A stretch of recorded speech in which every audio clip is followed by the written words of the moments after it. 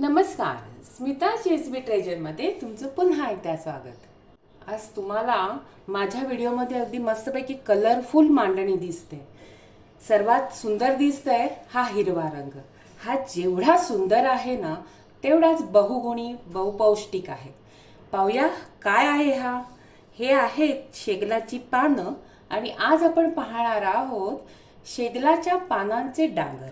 यासाठी आपल्याला लागणार आहेत अर्थातच शेगलाची पानं। ही मी धुवून घेतलेली आहेत, पण ह्याला आपल्याला चिरायचे छानपैकी बारीक। हे आहे चण्याची डाळ आणि तांदूळ।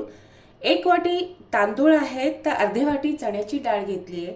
ही रात्रभर मी पाण्यात भिजत ठेवली होती आणि आता पाणी उपसून अशी कोरडी करून घेतली आहे। ह्याला आपल्याला एकदम खसखशीत वाटून घ्यायचे। हे आहे खोबरं। हे ओलं खोबरं आहे ताजं। ह्या आहेत 5-6 बेडगी मिरच्या। त्या मी आता पाण्यात भिजत ठेवलेल्या आहेत कारण आपल्याला त्या छान वाटून घ्यायच्या आहेत। ही लिंबा एवढी चिंच घेतली आहे, ती सुद्धा पाण्यात भिजत ठेवलेली आहे। हे आलं आहे अर्धा इंच, ते किसून घेतलेलं आहे। एक ओली मिरची एकदम बारीक कापून घेतलेली आहे। इथे आहे हळद अर्धा चमचा लाल मिरची पावडर आहे, पाव चमचा हिंग आहे। हे आहे 1 चमचा एक चमचा धणा पावडर आहे आणि चवीसाठी आपल्याला मीठ घेतलेलं आहे।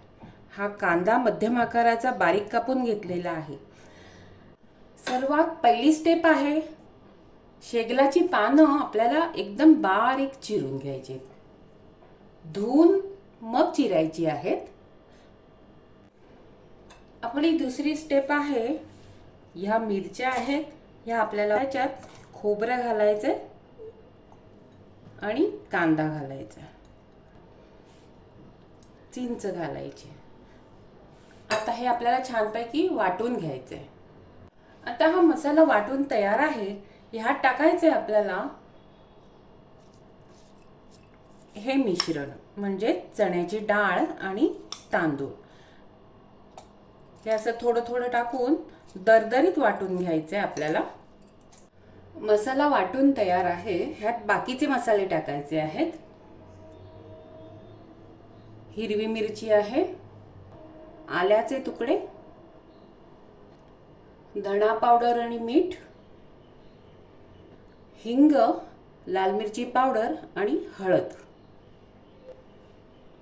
आता हे आपल्याला मिक्स करून घ्यायचंय। अशा तऱ्हेने मी सगळं मिक्स करून घेतलंय। मला ह्याच्यात थोडंसं मीठ कमी वाटतंय म्हणून मी आणखीन मीठ घातलेलं आहे। आता ह्याच्यात आपण शेवग्याची पानं आहेत, ती थोडीशी रफ चिरायची आहेत, एकदम बारीक चिरायची नाहीत, आणि ती मिक्स करून घ्यायची। पानं चिरायला जर तुम्हाला त्रास होत असेल किंवा कंटाळा येत असेल, त्या छोट्या मिक्सरमध्ये अशी पानं टाकायची आणि त्याला अगदी एकच फिरकी मारायची। हे पहा, अशा तऱ्हेने मी वाटून घेतलेत पानं। ह्याला वाटणं नाही म्हणत, थोडंसं भरड काढल्यासारखंच अगदी मिक्सर फिरवायचं आपल्याला। आता ही पानं जी आहेत ती आपल्याला मिश्रणात मिक्स करायची। आता ह्या मिश्रणातलं थोडं मिश्रण मी काढून ठेवणार आहे आणि लागेल तसंच मिक्स करणार आहे।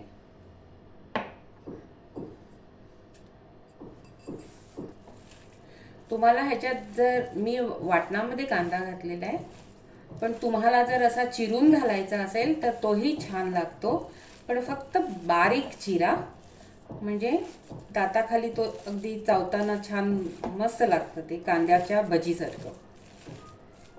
आता ह्याच्यात थोडासा आणखीन मसाला जाईल। मिश्रणाचे गोळे करून ते असे वड्यासारखे बारीक थापून आपल्याला कोटिंगमध्ये घोळवून घ्यायचे। तर कोटिंगसाठी मी इकडे घेतलेला आहे रवा, हे आहे मीठ ज्याच्यात मी आता मिक्स करत आहे, ही आहे हळद, ती मिक्स करायची आहे, आणि ही थोडी लाल मिरची। हे छानपैकी आपल्याला मिक्स करून घ्यायचे। हा एक मिश्रणाचा गोळा घेतलेला आहे मी। आता ह्याला असं अंगठ्याने थापून घ्यायचंय, म्हणजे पातळ करून घ्यायचंय। या मिश्रणात त्याला बुडवायचंय। तुम्हाला पाहिजे तो आकार तुम्ही देऊ शकता, पण मी वड्याचाच आकार देणार आहे. अशा तऱ्हेने आपल्याला सगळे वडे थापून घ्यायचे आहेत.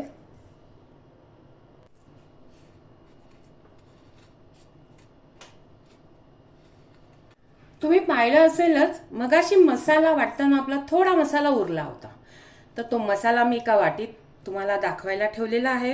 ह्यात घालणार आहे मी कापलेली कांदा आणि हे परत अगोदरच्या मिक्सचर सारखंच करून घ्यायचं आपल्याला. जो मसाला वाटून आपण त्यात पानं घातली होती शेगलाची, सेम तसंच आता हा आपण मिक्स करून घ्यायचा आहे आणि ह्याची सुद्धा आपण वडे थापायचे आहेत.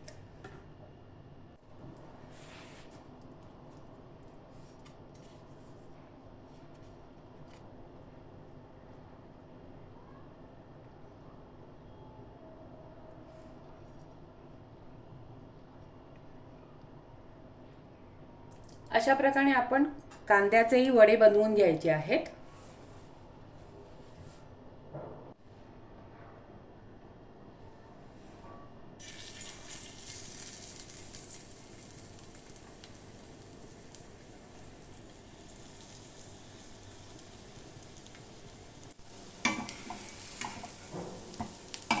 आता परतून घेऊया आपण दुसऱ्या बाजूने.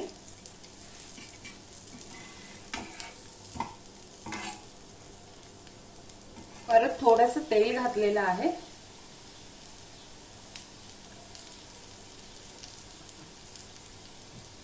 तुमच्या जेवणाची रंगत वाढावी यासाठी सोप्या पद्धतीने मी शेंगलाचे डांगर दाखवले आहेत. त्याचप्रमाणे तोच मसाला वापरून कांद्याचे डांगर कसे बनवायचे तेही दाखवले आहेत. तर तुम्हाला काय करायचंय, माझ्या पद्धतीप्रमाणे करून बघायचंय. माझा चॅनल स्मिताज JSB ट्रेजरला लाईक करायचंय, शेअर करायचं, सबस्क्राईब पण करायचंय. मी परत येत आहे अशीच एक सुंदर नवीन रेसिपी घेऊन खास तुमच्यासाठी. धन्यवाद.